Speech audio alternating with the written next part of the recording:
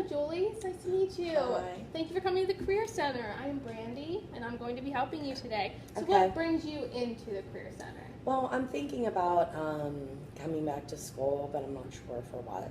And I already have a bachelor's degree, Okay, cool. So what's your bachelor's degree in? philosophy. Philosophy. So what have you thought of anything so far that maybe you would be interested in coming back for your master's? I'm leaning towards maybe like a social work, and I saw that you guys have counseling. So something regarding working with other people and having that social atmosphere. Yes. That's great. So that is what I'm here for today. So I'm here to kind of get to know you better, kind of show you maybe what careers would go well with your personality, and being already that you're a social person, hopefully we can find something along Okay. those lines. So that's some of the things I can help you with today. So let's start off just kind of getting to know you a little bit better. That way it helps me a little bit more when it comes to us finding jobs for you. So, tell me some of your dislikes, your likes, your hobbies. Well, I like people. I like to help people, be around people. I don't really like having a boss, really. That's and very have- understandable. And it's kind of more like I like to work on my own. You know. So eventually you would like to work your way up, so maybe you wouldn't have to work underneath somebody. You could Exactly. just kind of make your own hours, come in when you want, leave when you Yes. want, and maybe have some people working for you. Yes. So hopefully one day we can make that possible for you. So what are some of your other hobbies? Well, I like reading, music. I love. It's really about. I'm not outdoorsy at all. So. Me either, so that's all right. That's perfectly fine. Not all of us are. But it is a nice day out today, so that helps. So when thinking about like your hobbies and your likes that you told me about, like in the past, have you been able to use those likes and those hobbies in past careers that you might have had? Not really. I worked in a spa for like 10 years. That's where I kind of got the idea of working with people, because I am good with people. So I can usually pick up on, how they're feeling, I've always tried to make them feel better, kind of. Yeah, so again, it's going back to your social personality. You really like to talk to people and kind of help them out. And I'm getting that vibe from you, so I can definitely see that. So kind of take me on like your career and academic journey so far. Like take me back to maybe like high school. Like what did you want to do in high school? How has your like dreams and passions changed over the years? Well, I actually wanted to be a psychiatrist when I first went away to college, and I was pre-med and majoring in psychology. But then I fell in love with philosophy. And why did you fall in love with philosophy so much? I'm just interested, like the meaning of life, pretty much. It is pretty interesting. I love to investigate, kind of too, like the deep questions of existence. So not only are you social, but you kind of like to do that behind the scenes research kind of stuff too. It's pretty cool, pretty interesting. So tell me about your past jobs. Have you had any jobs in the past, or have you just done mostly schooling? Schooling and the spa, pretty much. So working at the spa kind of showed you maybe to go more towards the like a social careers and not so much philosophy? Yes. So philosophy doesn't offer you maybe the more social atmosphere that you would like. Philosophy doesn't offer me a paycheck.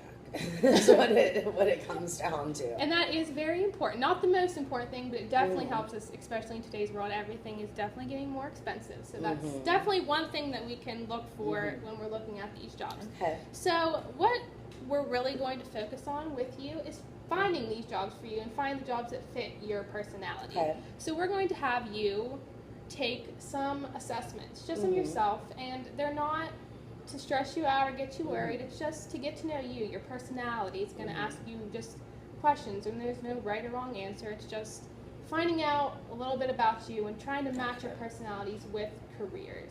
So thinking about these assessments coming up that you're going to take, and then we'll talk about them the next time you come in, do you have any stresses or anxieties thinking about them? Not really. I feel pretty comfortable with myself. So you kind of have a feeling like you know maybe what the results are going to come out as? Kind of. Yeah. Again, going maybe back to your social personality you think maybe that might come up on top. Okay, so we're going to find that out. Hopefully you have a pretty good idea of what you want to do already, and maybe we can just focus more on finding those jobs for you. Okay. All right. So, okay, Julie, last time we were here, we talked about getting to know you a little better, and we talked about these assessments that you went home and took then afterwards, right? Yes. So now today, we're meeting again, and we're just going to kind of go over your results to see if, again, they came out how you thought they would come out, because you were pretty sure of possible outcomes. So we're going to see if maybe anything surprised you or everything came out right. So we're going to start here with the one on your academic strengths and weaknesses. And you indicated here that you excel in the following. You excel in foreign languages and social sciences, which would be your philosophy that you got your bachelor's in, so that's a good thing. Religion and psychology. And also you excel in social studies. So that's kind of like the foreign language, that's kind of cool. What kind of foreign languages do you excel in? French. So that could help you like in the future with jobs, because again, it's becoming a more primary thing in a lot of jobs is having those that background in different languages. So that's a very good thing to be able to excel in. So then you indicated that you do pretty well in the following: art, like fine arts, English, language arts, and math. So does that sound about right? So you do pretty good in most of the core subjects that some people might have trouble with. You seem to do pretty okay in those. And then you indicated that you do okay in physical sciences, so that's chemistry, physics, and astronomy. So you do okay in those. And then you indicated that you get by with help in biology and environmental sciences, and business, which is like management, marketing, economics, and computer and technology. And then along with that, you indicated that you have a lot of trouble in performing arts and physical education. So when thinking about these jobs, looking back at this, maybe we should try to focus on finding you more of a job away from like the sciences and the computers and the, more of that thing, because you seem to do very well with, again, like philosophy and English and math and foreign languages. We should really focus on that, but maybe just stay away from the sciences. And that's a common thing for people. A lot of people aren't too fond, I guess, of science, and some people are. It's just, again, your difference in personality, and we're going to try to find a job to fit that. So do you have any questions regarding this? Anything that surprised you? Not really. That pretty much seems right on. All right. Well, again, you were pretty sure when we came in here, so hopefully it keeps it up. All right. So then you took this personality test, and it came out that you were the advocate. And this personality test is based on the Myers-Briggs. Have you ever heard of Myers-Briggs? A little bit. Okay. So it's just kind of giving you a sense of what kind of person you are, what kind of personality do you have. And you came out as the advocate.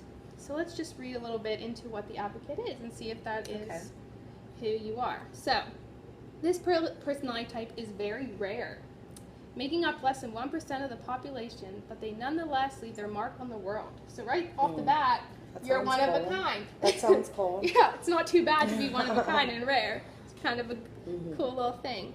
So as diplomats, they have an inborn sense of idealism and morality, but what sets them apart is the accompanying judging trait.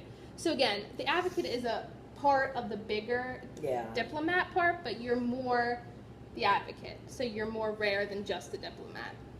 So you are not ideal dreamers, but you're capable of taking concrete steps to realize their goals and make a lasting positive impact. So maybe you're not too big on like dreaming up things, but you're more into that concrete stuff that you get. Going maybe back to your investigative personality that you said you had, more about that concrete knowledge. That is true.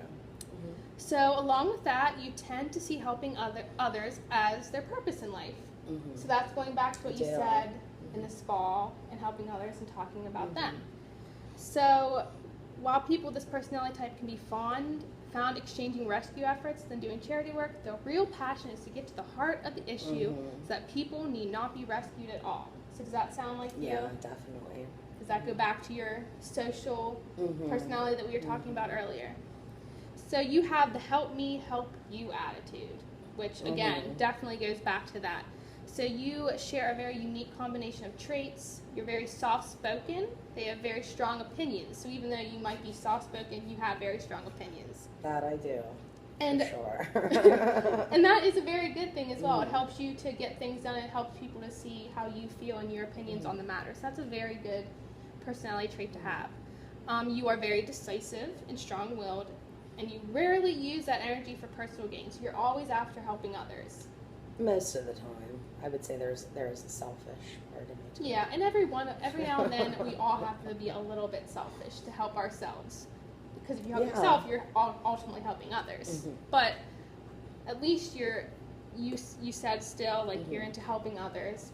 So that's still going along with that, but also you need to help yourself as well. So you are creative, you have an imagination, you're sensitive, and you create a balance. So does that sound Well, like you? I mean, I try to. I don't know if I accomplish it, really, but I try. Well, as long as you try, that's all you can do. Everyday struggle, you know. Yeah, we all have those. So down here it says you make connections with others very easily, and you have a very warm, sensitive language when you speak to other people, and you're very logical and fact-oriented. I mean, I am, but I think I'm a little more emotional also, maybe. So maybe going back to the sensitive language that said there, Maybe. you're very emotional when it comes to helping other people and talking to them, help them figure out their problems. So that's very cool. So all of this kind of seems to fit your personality from what we've talked to so far. Would you agree? Yeah.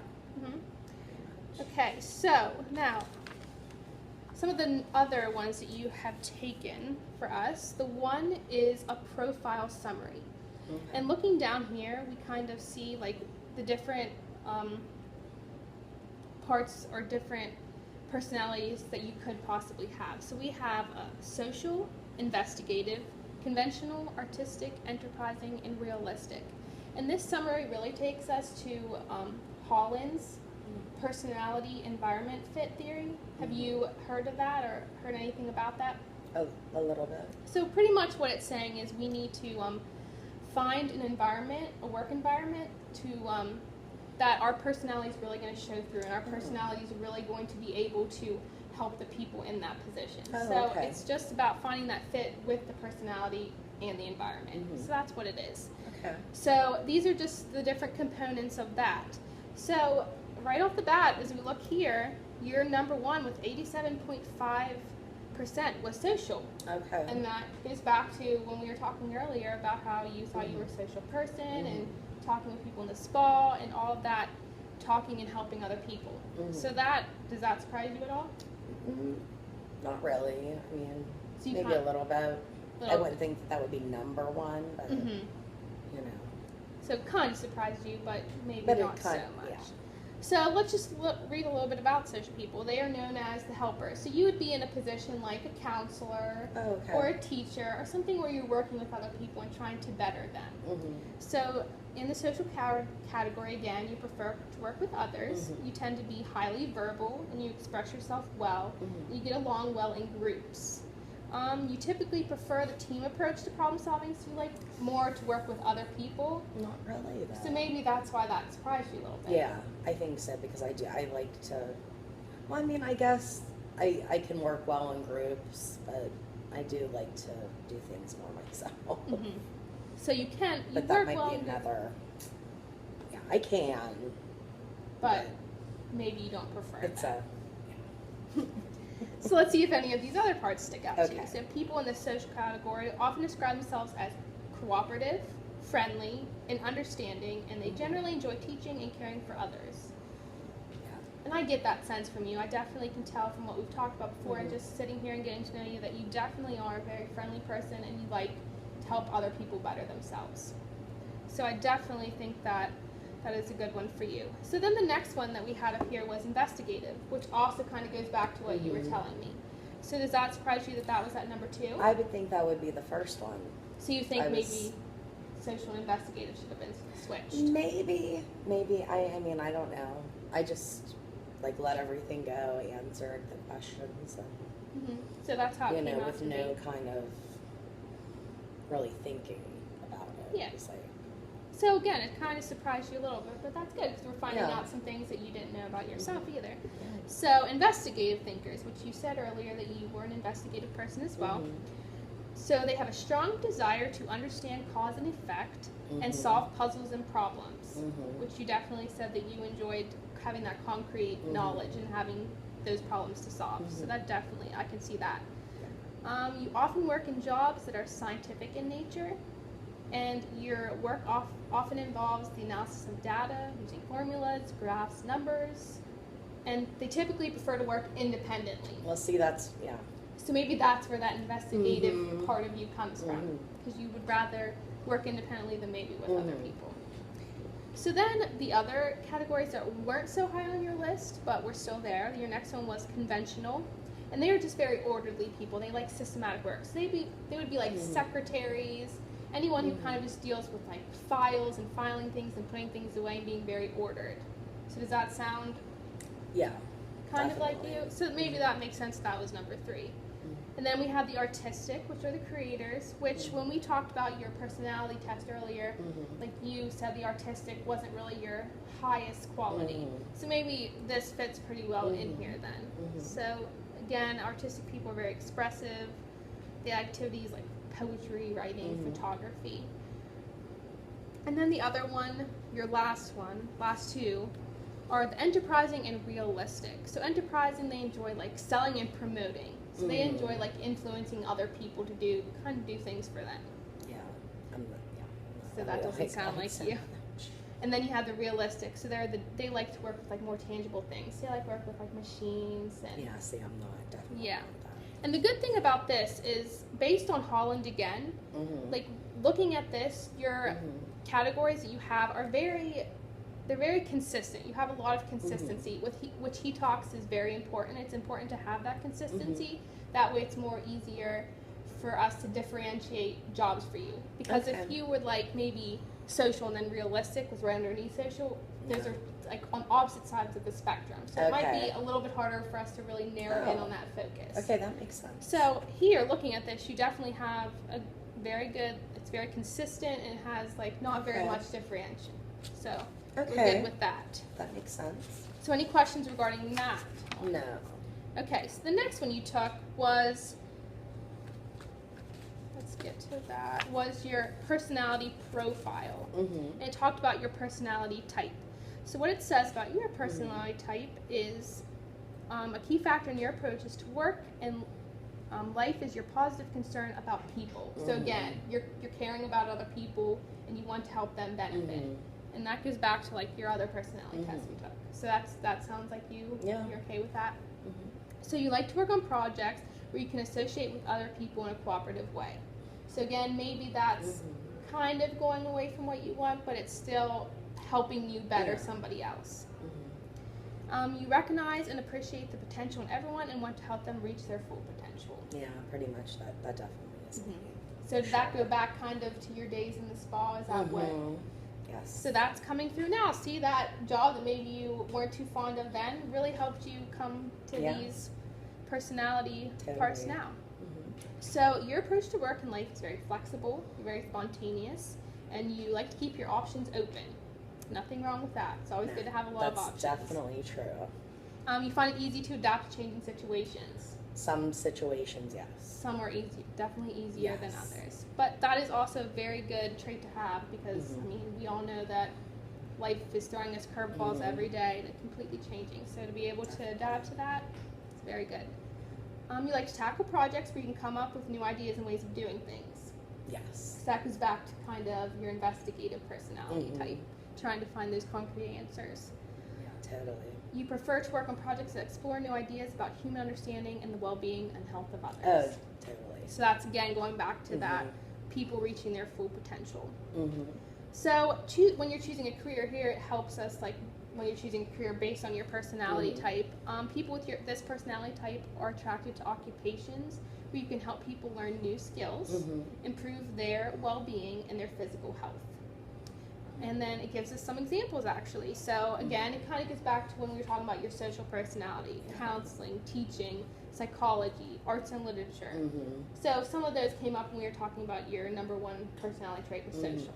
So those are kind of, again, being very consistent among these different. Cool. All right. So there's that one. So let's get to your next one that you took.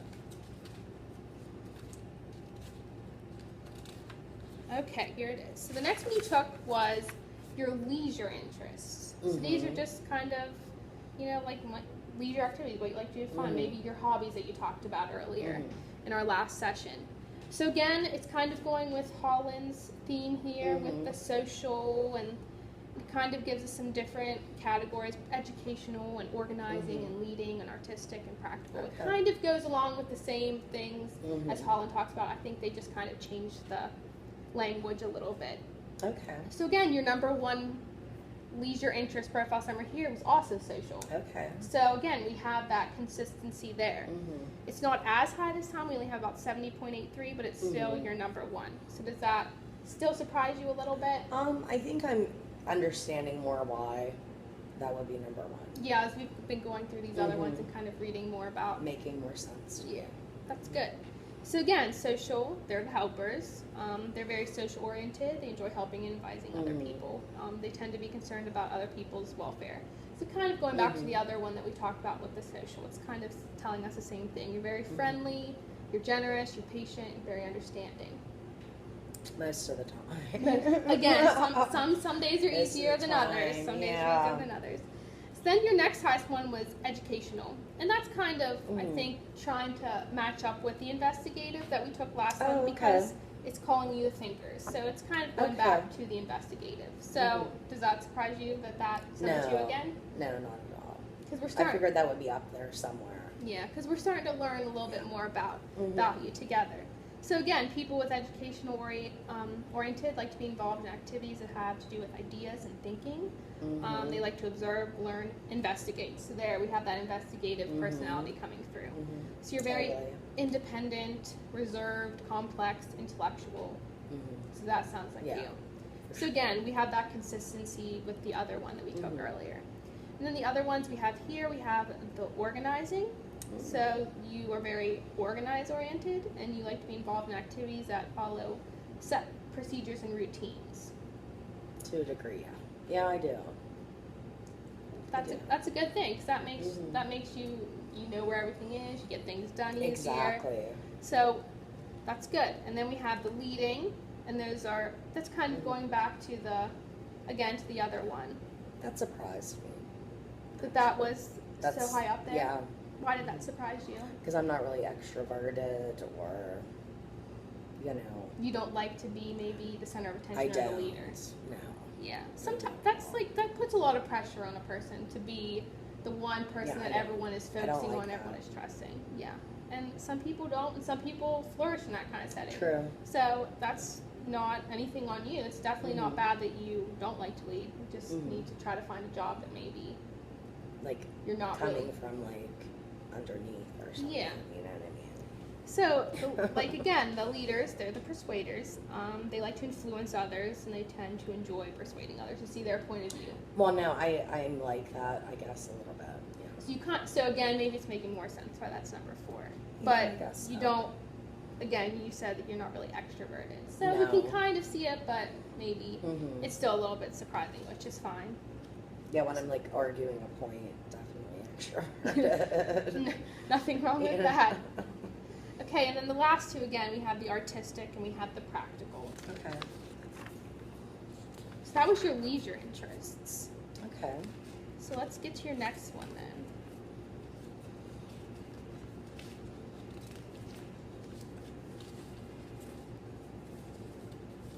Oh, well, those were actually all of the ones that I had you take.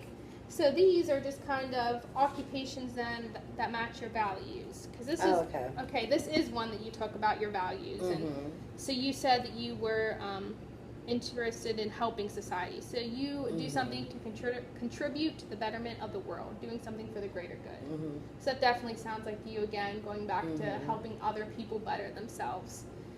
You're very creative. You create new ideas, programs, things, or anything else not previously developed by another person.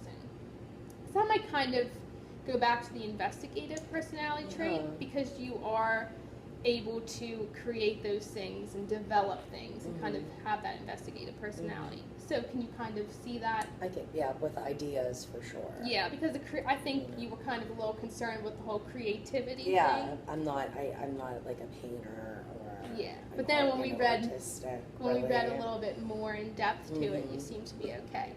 And then also influence. You like to persuade and influence others to change their attitudes, behaviors, and opinions. Definitely. So again, going back to you can be extroverted when you're given that opportunity. Yeah, for that aspect, definitely. Okay, so those are the values that you selected. Okay. So here just kind of gives us some jobs that would go along with those values. So we have, an alcohol and drug abuse assistance coordinator, art teacher, maybe. Art history. Yeah, maybe. art history. Clinical psychologist, counseling psychologist, curriculum and assessment director, educational psychologist. So a lot of psychology things popping up here based on your values. So again, I think that's going back to your desire to help other people and your very social personality. Okay, so then this here, it just kind of combines your results from all the assessments that we took. And it kind of is telling us, like, 6 occupations appeared in all 5 of the assessments that you took. Oh, wow. So definitely you can tell, like, what parts were very consistent among all these assessments. So here your top couple were counseling psychologist, a curriculum and assessment director, forensic psychologist, a health psychologist. So a lot of psychology is in your top. Wow, that's pretty cool. So does any of this surprise you? Well, no, I mean, I'm surprised that it's that consistent along all the assessments. Yeah, that surprised me. Some people are sometimes all over the place, and yours was very consistent, so it was easier for them to kind of narrow down. So that is very nice. So then here, like it says, 21 occupations appear in just 4 of the assessments. So these aren't as thorough as the one up here. So we have like biology professor, chemistry professor, which again, going back to your previous like first assessment you took, maybe we want to stay away from those science occupations. Yeah. So those were a lot of the occupations that you could potentially do with the personality interests and personality types that came about in your surveys. Okay. So how did you feel about the assessments after you took them? Anything like really surprised you? I mean, the social being number 1 surprised me, just because when I hear the word social, it's, I equate that with like being extroverted. Yeah. More so, but the helping others now, because that pretty much, it's kind of what I want to do. It's taken me a while. And that's fine. What I mean? Like but it seems like I'm more focused now. And that's good. It's better to take maybe that extra time sometimes to really figure out what you want to do instead of just jumping into something. Yes. So I'm kind of glad that some things surprised you, but then I'm also glad that some things really didn't surprise you, because maybe it's going to help us find those careers for you even more easier. So what I have here is based on your top 2 careers that we found out that appeared in your assessments. Okay. I just printed out some things regarding, work environments, pay, job outlook, regarding those 2 careers. So maybe if you are interested in those, these will maybe either push you away from them or push you more into maybe learning more about them. So the first one that we talked about was the counseling psychologist. Okay. So here's just kind of a summary about psychologists. The median pay, we have about $69,000 per year, about $33 per hour. So that's kind of going back to what you said earlier, like money's not very important, but then again it is, because you do need to live. Yes. And I feel like this would help you be able to do that. Oh, definitely. So then going more in depth with this, we have like what psychologists do. So it talks about actual duties. So we have, they conduct scientific studies, so that goes to your investigative personality. They collect information, again, that goes back to your investigative personality. They do research, test for patterns, and then use their knowledge. So that's all going back again to your investigative personality. And where I'm finding all this information is on the CalU website, actually, and it's in Occupational Outlook Handbook. And it's extremely beneficial for any career that you might be interested in. It gives you all this really detailed in-look as to what the career really is about. That sounds really good. So again, psychology, they seek to understand, explain thoughts, emotions, feelings, and behaviors. So that's going back to, again, you're helping other people and your more social personality. And then it just kind of gives you types of psychologists. So you could do these different types of jobs, maybe focus in more on one. So you have a clinical psychologist, you have a health psychologist, a counseling psychologist, a developmental psychologist. There's a lot of different types that you could really choose from. So it's not just telling you, here, be a psychologist. I did. Yeah, You I really didn't have really know that. choices. Yeah. And that's really what the Occupational Outlook Handbook is really good for. That's really cool. So then it talks about the work environment for psychologists. So you can see if that would be somewhere that you would want to work. So psychologists held about 160,000 jobs in 2012. And about 31% worked in educational services, and about 29% worked in healthcare and social. Oh, okay. And nearly 1/3 of all psychologists were self-employed. Ah, that sounds good. Yeah, that sounds very good to you, right? Oh, totally. Going back to not wanting to work for someone else. And again, some psychologists work alone, and they may include independent research or patient counseling. So I definitely think that work atmosphere is something that you definitely would thrive in. Oh, cool. That sounds really good. So then it talks about how to actually become a psychologist. Like, what steps do we need to take now if that's something you're interested in, what steps we need to take to get there?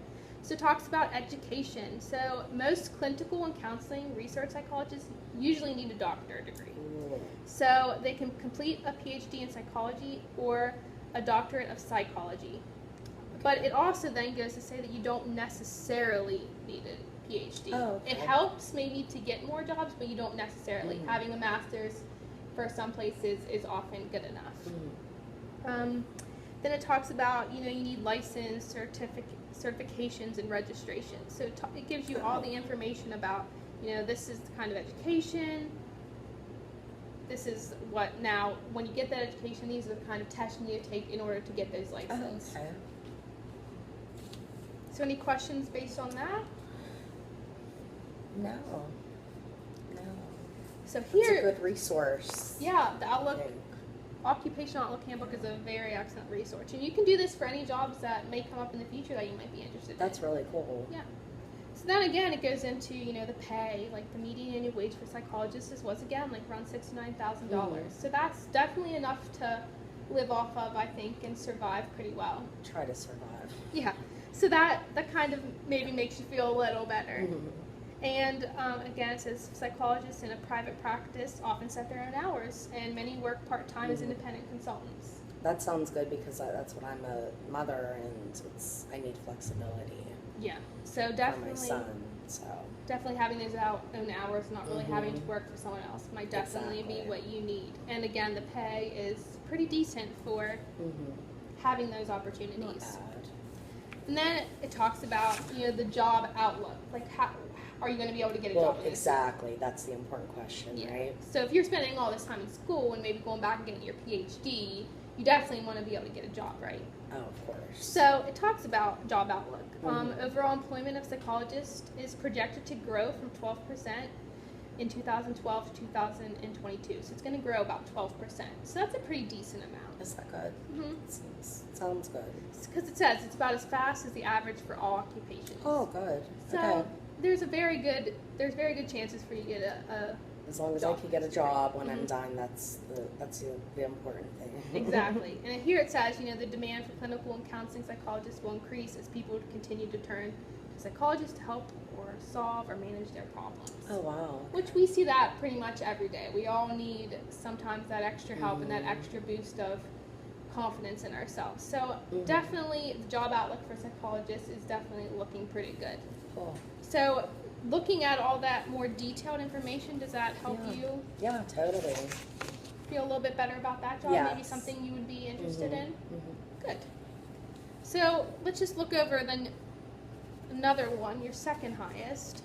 Okay. And this kind of is a little bit different from your actual psychologist. Your second highest one was curriculum and assessment director. Okay. So a little bit different, but let's see, what it has to entail.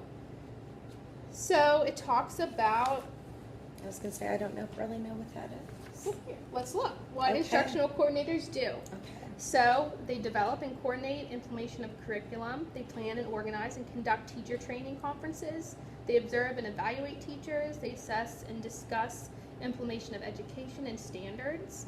They review textbooks. They recommend teaching techniques. They They develop procedures, they train teachers, and they mentor and coach. Oh, okay. So I think that's kind of going to your investigative personality a little bit. And again, you are able to work with those other people and maybe better the teachers to be able to help the students a little bit better. So it's kind of like still helping others. So a little bit, it's a little bit of the opposite direction, but it kind of is still bringing those personality traits in a little bit. Okay. So does that kind of surprise you for a job choice? I never really heard of that or thought that existed, I guess. Yeah, so it's a job. So it's kind of cool that we maybe brought up some totally ones you didn't even know about. Yeah. So then we have the work environment again. So they held about 147,000 jobs in 2012. Wow. So that's a pretty decent amount. And the industries that employed the most instructional coordinators were elementary and secondary schools, colleges, and educational support services. So you would really be working in more of a school system with teachers and students, that kind of thing. You often work out of an office in the school district, but they may also spend part of your time traveling to other schools. Okay. So again, it's a little bit of a different work environment than what your psychology degree would offer you. So then it talks about, again, how to become an instructional coordinator, the education, the licenses, the work experience that you would need. So most employers in public schools, they require instructional coordinators to have a master's degree, typically, in education or curriculum instruction. So you would definitely have to at least go back for your master's to obtain this degree. Some have a degree in the field they plan to specialize in, and such as math or history. So maybe if you plan to specialize in English or math, which you definitely excelled in previously, we talked about, you would go back for that as well. Okay. And then it talks again about the licenses and certifications that you would need as well, and then just the work experience and related occupations. Oh, okay. And different skills that you would need: analytical skills, communication skills, decision-making skills, and interpersonal skills. Okay. So those are things that kind of are involved in this degree and education-wise and everything. So does this still seem maybe something you might want to investigate a little bit more? Yeah, I'd actually like to look into that more. And then finally, let's just talk about the pay and the job outlook real quickly. Okay. Again, the median annual wage for instructional coordinators was about $60,000. So it's still kind of up there with the psychology, but a little less. So does that kind of maybe turn you off a little bit? A little bit, yeah. The median wage is the wage at which half the workers in the occupations earned more than that amount and half earned less. So you could potentially earn more depending on maybe what school district you're in or how much experience you have. Okay. So that's kind of the pay. And then just that's okay. And then just quickly going to the job outlook. It's projected to grow 13%. So that's more. About 1% more than actually psychology. But again, it's about as fast as the average for all occupations. So you have, again, a very good chance of getting a job in this field as well. So looking at this information and having that more in-depth look at those two careers that your personality really showed that you might flourish at, did any of them surprise you? Are you concerned? Do you have any stresses? Not really. I mean, I'd like to look more into, I think, the psychologist or the counseling psychologist. Definitely going back to your social and investigative personality. I think that career choice is definitely a good one to maybe get more involved in and look a little bit as you're thinking about what going back for.